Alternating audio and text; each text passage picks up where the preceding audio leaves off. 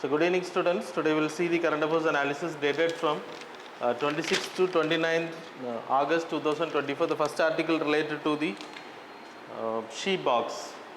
So புதிய portal இது already ministry of women and child development கீழே வந்துட்டு ஒரு ஒரு லிங்க் மாதிரி கொடுத்துருந்தாங்க, ஒரு சேட் பாட் மாதிரி. இப்போ வந்து ஷீ போர்ட்டலில் வந்து ஷீ பாக்ஸை வந்து ஒரு போர்ட்டலாக லான்ச் பண்ணியிருக்காங்க.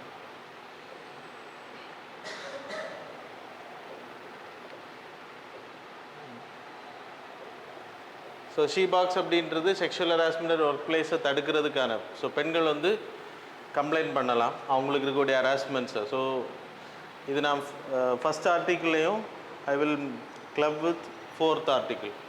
ஸோ ரெண்டையும் பார்த்துக்கோங்க பிறகு. So fourth article it will talks about justice Verma panel.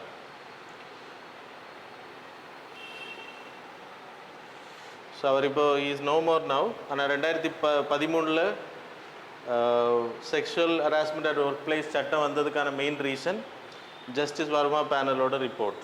சரியா?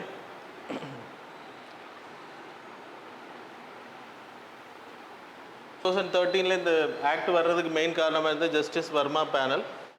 இதுக்கான பேக்லைன் 1991 டைம் பீரியடில் there is 1992 there is a lady called as Bhanwari Devi. So இவங்க வந்து activist, plus she is working with government. பெண்களோட பாதுகாப்பு, சானிடேஷன், கிராமங்களில் போயிட்டு அவேர்னஸ் க்ரியேட் பண்ணுறது, குழந்தை திருமணங்களை தடுக்கிறது இவங்களோட ஒர்க்காக இருந்துச்சு. கவர்மெண்ட் இவங்களுக்கு சேலரி கொடுத்துட்டு இருந்தாங்க. So she is from Rajasthan. So இப்போ இவங்க என்ன அப்படின்னா, ஒரு வாட்டி when she was doing the work, ஒரு 9 year old சைல்டு வந்து மேரேஜ் அரேஞ்ச் பண்ணியிருந்தாங்க. அவங்களோட ஒர்க் வந்து அதை தடுக்கிறது. So she inform to the police. அந்த மேரேஜ் வந்து தடுக்கப்பட்டுச்சு. அதனால் she was gang rape.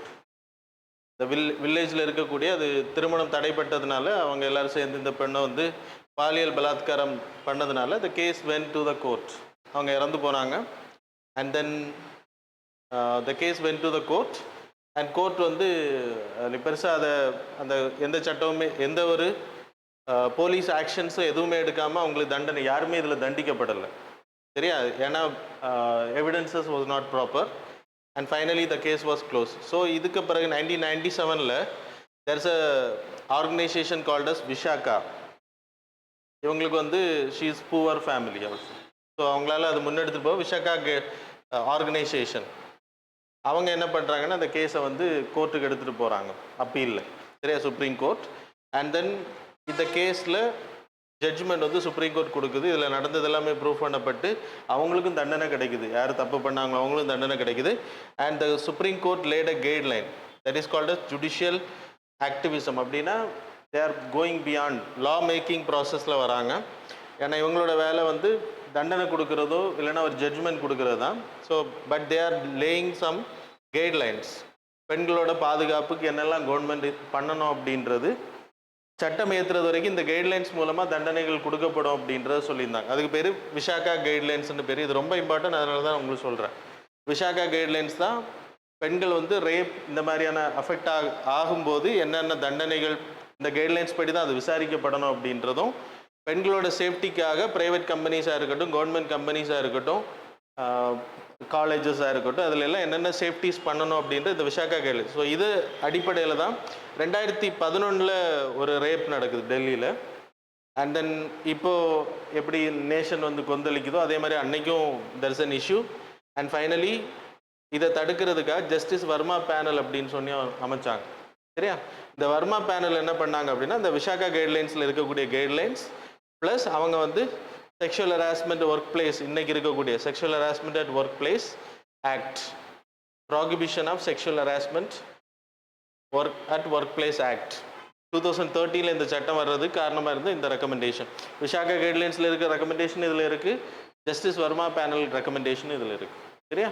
So இதில் என்னெல்லாம் ரெக்கமெண்டேஷன்ஸ் அப்படின்னா, மெயினாக டெத் சென்டென்ஸ் இவர் ரெக்கமெண்டேஷனில் இந்த சட்டத்தில் வராது. அப்படின்னா 10 வருஷத்துக்கு மேலே மினிமம் தண்டனை இருக்கணும், 10 years மினிமம். யாராச்சும் ரேப் அட்டம் பண்ணுறாங்க அப்படின்னா 10 years மினிமம். இந்த ஃபைனல் வந்து மேக்ஸிமம் வந்து 20 years. அப்புறம் இவர் ரெக்கமெண்ட் பண்ணதாக சொல்லப்படுது டெத். அது ரெக்கமெண்டேஷன்ஸில் தெரில எனக்கு எப்படின்றது. டெத் சென்டென்ஸ் வந்து ரெக்கமெண்ட் பண்ணதாக சொல்லப்படுது, கேங் ரேப் எக்ஸெட்ரா. இப்போ நம்ம வந்து சைல்டு கேங் ரேப்புக்கு மட்டும்தான் இந்தியாவில் டெத் பெனால்ட்டி இருக்கு இன்னைக்கு. தெரியும் தானே? சரியா? மற்றபடி இந்த தண்டனை வந்து அது மாதிரி மேரிட்டல் ரேப் இதெல்லாம் இந்த சட்டத்தில் வரல. அதான் சொல்கிறேன். மேரிட்டல் ரேப் அப்படின்னா திருமணத்துக்கு பிறகு ஒய்ஃபை டார்ச்சர் பண்ணுறது. சரியா? அதுவும் வந்து தப்பு அப்படின்றது. ஸோ மேரேஜ் அப்படின்ற ப்ரொவிஷன்ஸில் அங்கே ரேப் நடக்குது அப்படின்னா வித்தவுட் பர்மிஷன் ஆர் வித்தவுட் கன்சன்ஸ் அப்படின்றப்போ அது வந்து அதுவும் பனிஷ்மெண்ட்டுக்கு உட்படுத்தப்படணும் அப்படின்ற ரெக்கமெண்டேஷன். இதெல்லாம் இந்த சட்டத்தில் வரல. இப்போ இந்த சட்டத்தில் வந்திருக்கிறது விசாகா கைட்லைன்ஸில் இருக்கக்கூடிய மெயின் பார்ட். அதில் என்னெல்லாம் அப்படின்னா இன்டர்னல் கம்ப்ளைண்ட் கமிட்டி ஒன்று அமைக்கணும். இப்போ ப்ரைவேட் கம்பெனிஸ்னால் 10க்கு மேலே எம்ப்ளாயிஸ் உமன் எம்ப்ளாயிஸ் இருக்காங்க அப்படின்னா இன்டர்னல் கம்ப்ளைண்ட் கமிட்டி ஒன்று அமைக்கணும். அதில் பெண் தான் சேர்மேனாக இருக்கணும். Woman should be a chairman. அப்புறம் என்ஜிஓஸ்லேருந்து யாராவது ஒரு ஆள் அங்கே இருக்கணும், ஊர்களில் இருக்கிறவங்க. ஸோ கம்பெனி மெம்பர்ஸ் பெண்களோட பாப்புலேஷன் அந்த கமிட்டியில் 4 பேர் இருக்காங்கன்னா அதில் மோஸ்ட்லி மெஜாரிட்டி பெண்களாக இருக்கணும். அதில் சேர்மனும் பெண்ணாக தான் இருக்கணும். ஆண் இருக்கலாம், நோ இஷ்யூஸ். ஆனால் வெளியிலேருந்து ஒரு ஆள் இருக்கணும், கம்பெனி சாராத ஒரு பர்சன். ஆர் ப்ரைவேட் காலேஜாக இருந்தாலும் சரி. அது மாதிரி கவர்மெண்ட் அப்படின்னா it is called as local committee. இதில் கலெக்டரும் வருவாங்க. கவர்மெண்ட் கம்பெனிஸ், கவர்மெண்டோட காலேஜஸ் இந்த மாதிரி வரும்போது இதில் வந்து பெண்கள் வந்து டைரெக்டாக கம்ப்ளைண்ட் பண்ணலாம் அப்படின்றது. அவங்க கம்ப்ளைண்ட் பண்ணி ஃபஸ்ட்டு அவங்க என்ன பண்ணலாம் அப்படின்னா ஆக்ஷன்ஸ் எடுக்கலாம்.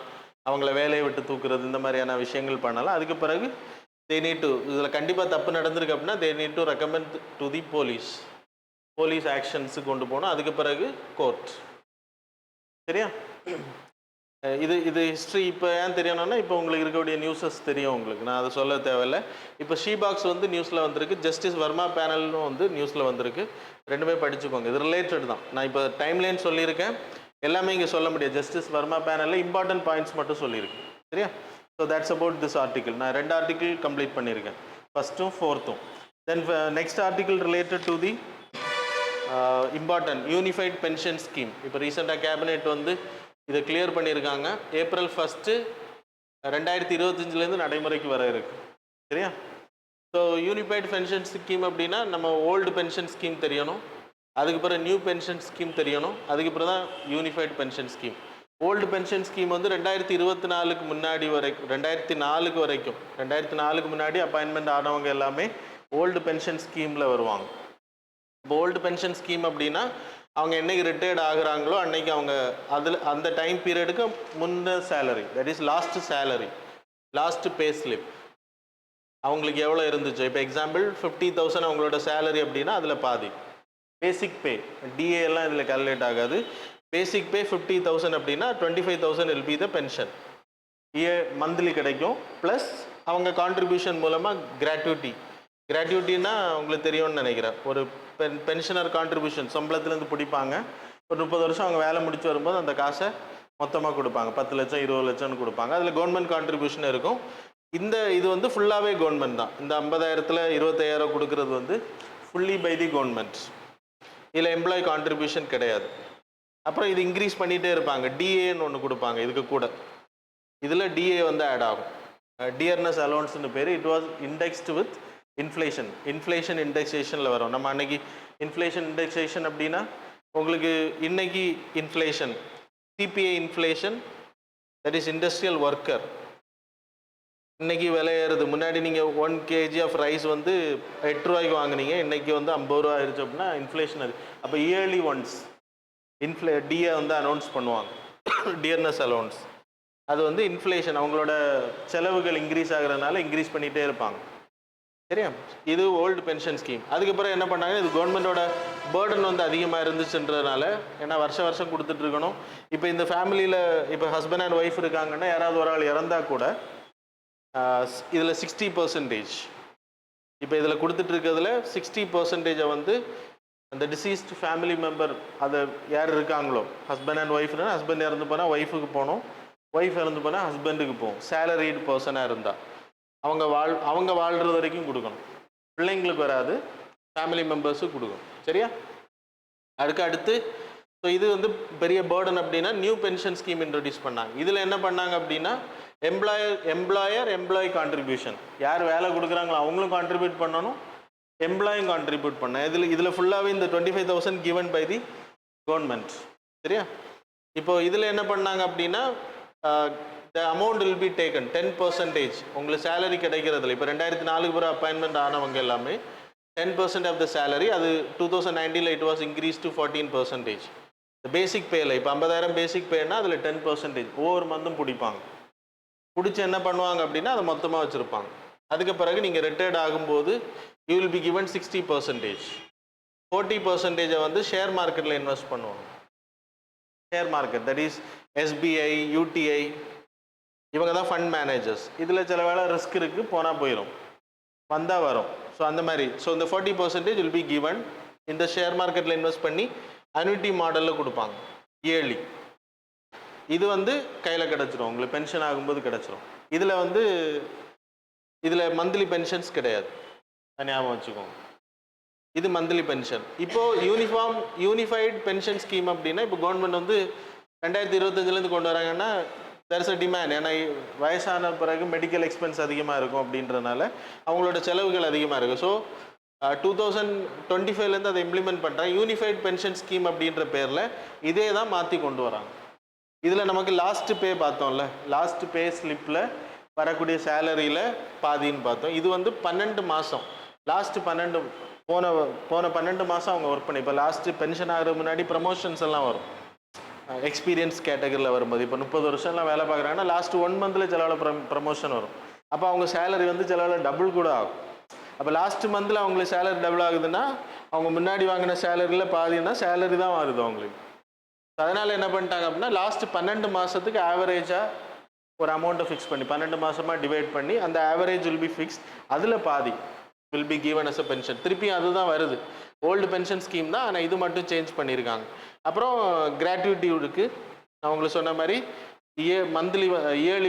மந்த்லி வந்து பிடிப்பாங்க, பிடிச்சி ஒரு அமௌண்ட்டை வந்து மொத்தமாக கொடுப்பாங்க. அப்புறம் it is also fully controlled by the government தான் ஃபண்டிங் பண்ணுறாங்க. அப்புறம் டிசீஸ்டு ஃபேமிலி மெம்பர்ஸுக்கு வந்து அது கிடைக்கும். சரியா? So that's about the new one.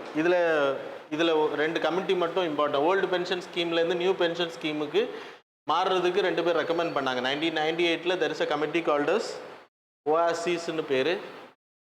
That is old age social income security. நீங்கள் அப்புறம் பார்த்து எழுதிக்கோங்க, வீடியோ பார்த்து, நோட்ஸில் இருக்காது. அது volt age social income security, எஸ்ஏ தேவ். இதெல்லாம் உங்களுக்கு சில வேளை கொஸ்டின்ஸில் வரும், எஸ்ஏ தேவ் அப்படின்னு பேர். சரியா?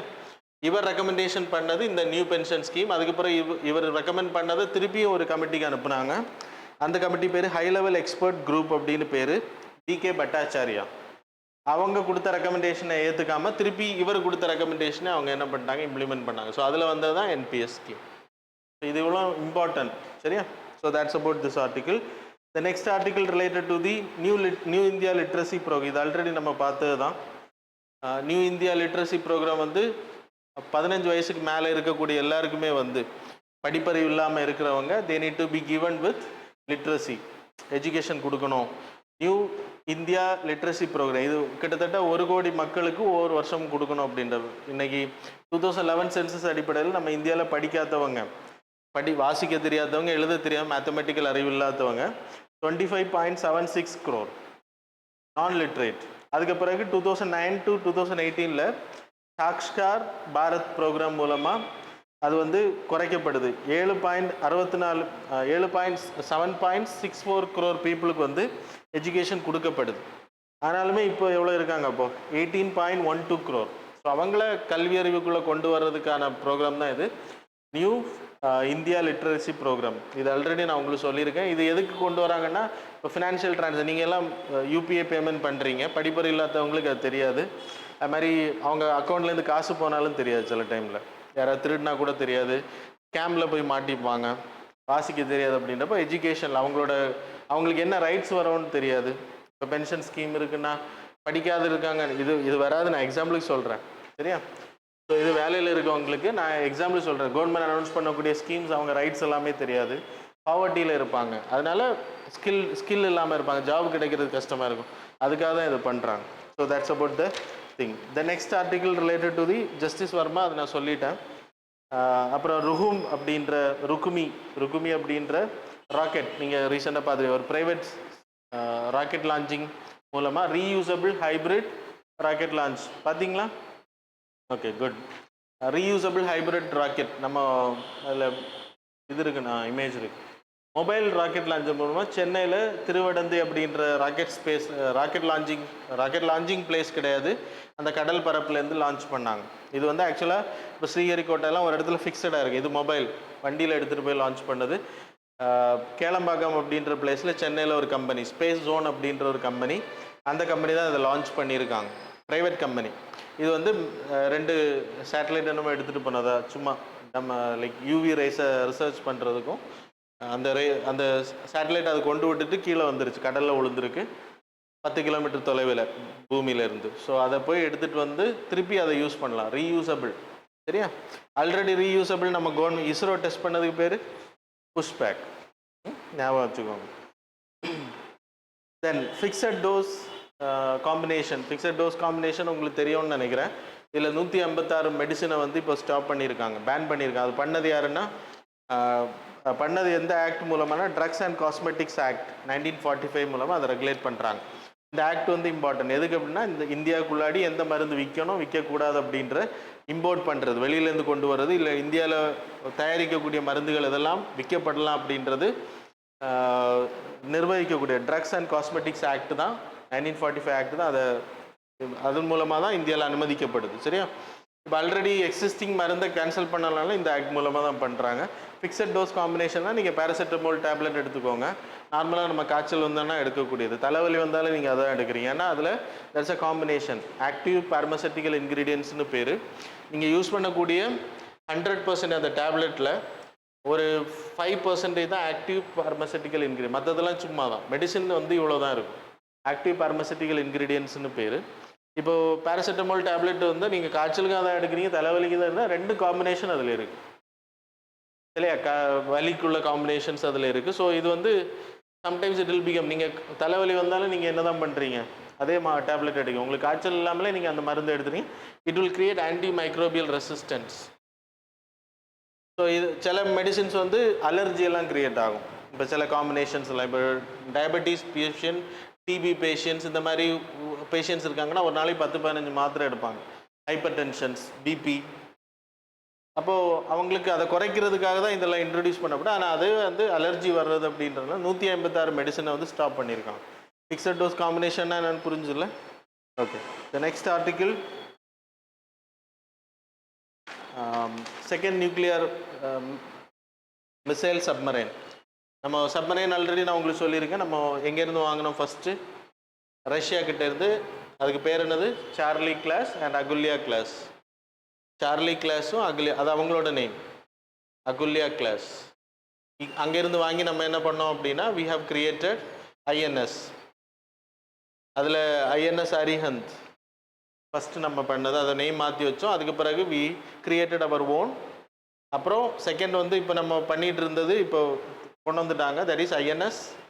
செகண்ட் நேம் என்னது? அரிகாத். 2 வாரத்துக்கு முன்னாடி சொன்னேன் உங்களுக்கு. இப்போ அடுத்து தேர்ட் என்னது? அரிதுமான். சரி, அது கொஸ்டின்ஸ் வரும். இந்த நியூக்ளியர் சப்மரைனை பொறுத்த வரைக்கும் SSBN, submersible ship ballistic nuclear missile சப்மரைன்னு பேர். SSBN, that is ship submersible ballistic nuclear submarine தான் இதோட அப்ரிவேஷன். ஸோ இது வந்து இப்போ லைக் அரிஹந்த் ஆல்ரெடி இருக்குது நம்மக்கிட்ட. இதோட பெர்ஃபார்மன்ஸ் என்னது? இதோட இம்பார்ட்டன்ஸ் என்னது? நியூக்ளியர் பவர்டில் இது ரன் ஆகும். No need to come out. பல வருஷங்கள் அவங்க உள்ளே இருக்கலாம். ஒரு வாட்டி அவங்க ஃபியூலை லோட் பண்ணிட்டாங்க அப்படின்னா, uranium U-235, that is 85% enrich. நம்ம யூஸ் பண்ணக்கூடியது எல்லாமே 2.2லேருந்து 2.5% தான் கூடங்குளத்தில் என்ரிச் பண்ணக்கூடியது, லைக் அதை சொறிவூட்டக்கூடியது. இது வந்து 85% enrich nuclear. It can be become a bomb also, வெடிச்சிருச்சு அப்படின்னா. ஸோ இதை தான் அங்கே வைக்கிறாங்க ஃபியூவலாக. So no need to come out. இப்போ டீசல் சப்மரைன்ஸ் அப்படின்னா அதுக்கு பேர் ஸ்கார்பியன் கிளாஸ். அதுக்கு ஒரு ப்ராஜெக்ட் சொன்னேன் நான் உங்களுக்கு, ஞாபகம் இருக்கா? Project P75I. ஸ்கார்பியன் கிளாஸ் அதில் ஐஎன்எஸ் வேலா, வகீர், வக்ஷீர் அப்படி நிறைய இருக்குது. சரியா? ஸோ அதெல்லாமே உடனே மேலே வரணும். ஏன்னா அங்கே டீசலை வச்சு எரிக்கிறதுனால புகை அதிகமாகும், ஆக்சிஜன் டிஃபிஷியன்சி இது. ஸோ அதுக்காக மேலே வரணும். இது அப்படி கிடையாது. ஒன் டைம் ஃபில் பண்ணினா no need, no like no wastage, பொல்யூஷனே கிடையாது இதில். அப்புறம் இதில் லான்ச் பண்ணக்கூடிய மிசைல் வந்து K4 அண்ட் K15 சப்மரைன்ஸ்லேருந்து லான்ச் பண்ணக்கூடிய மிசைல். இதில் நியூக்ளியரும் யூஸ் பண்ணலாம், கன்வெக்ஷன்லையும் யூஸ் பண்ணலாம். K4 அண்ட் K15 எல்லாமே நீங்கள் சயின்ஸ் அண்ட் டெக்னாலஜி கிளாஸஸில் படிப்பீங்க. So that's about the articles. இதை அப்டேட் பண்ணிகிட்டே இருங்க. சரியா? நீ அடுத்து அரிதுமா, அது ஞாபகம் வச்சுக்கோ. அண்ட் ப்ரெஷரைஸ் ஹெவி வாட்டர் ரியாக்டர்னு சொன்னேன். ப்ரெஷரைஸ் ஹெவி வாட்டர் ரியாக்டர் அது தெரியும்ல. ப்ரெஷரைஸ் பண்ணும்போது ஹீட்டை வந்து பாயிலிங் பாயிண்ட் வந்து அதிகமாகும். So that's about this article. Now we will move on to the MCQs. You want to go?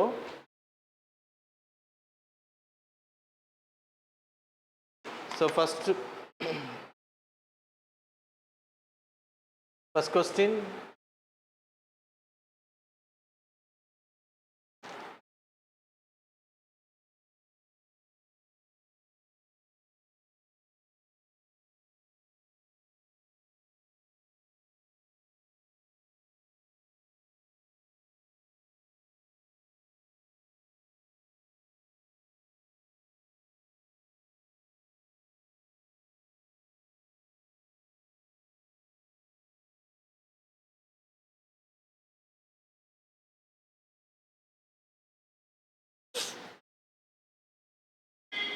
Communication and compatibility security arrangement.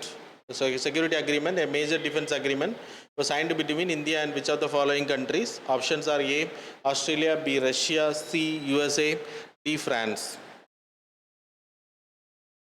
Question number 2, with reference to the Uday Desh Ka Aam Nagrik initiative, consider the following statements. Statement number 1, it's the initiative to improve infrastructure and connectivity in India. Statement number 2, the first Udan flight was inaugurated in 2017 connecting Manipur to Delhi. So which of the statements given above is are correct? Options are A, 1 only, B, 2 only, C, both, D, neither. Question number 3, missions and objective. எது மேட்சாக இருக்குது அப்படின்றது கண்டுபிடிங்க. Aditya L1, it was paired with focused on studying solar atmosphere and solar magnetic storms. Statement number match second match வந்து Gaganyaan TV D1 matched with paired with enhances meteorological observation and weather forecasting. Third match the following ExpoSat is paired with dedicated to measuring X-ray polarization from celestial sources. Fourth one, the INSAT 3DS is paired with the aims to test the crew escape system for human space flight safety. Which of the above pairs are correctly matched? Options are A, 1 and 3 only, B, 2 and 4 only, C, 1 and 4 only, D, 3 and 4 only. Question number 4, India and United States have recently entered into a bilateral security of supply arrangement. This implies which of the following answers? So options are A, it requires India to provide military bases to United States in exchange for defense supplies. B option, it mandates India to purchase a fixed amount of defense equipment from the United States each year. Option C, it ensures reciprocal priority support for defense goods and services between India and United States to address supply chain disruptions. Option D, it eliminates all tariff on defense trade between India and United States. Question number 5, with reference to the new rules for seaplane operations, consider the following statements. Statement number 1, only scheduled operators can provide seaplane services.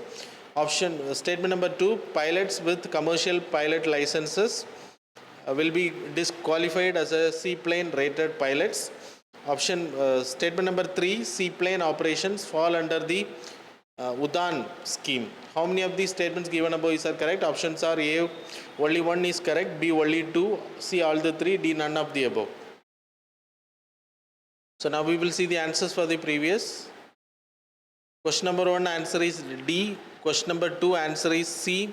Question number 3 answer is B. Question number 4 answer is B. Question number 5 answer is B. So that's all about the current affairs and MCQ.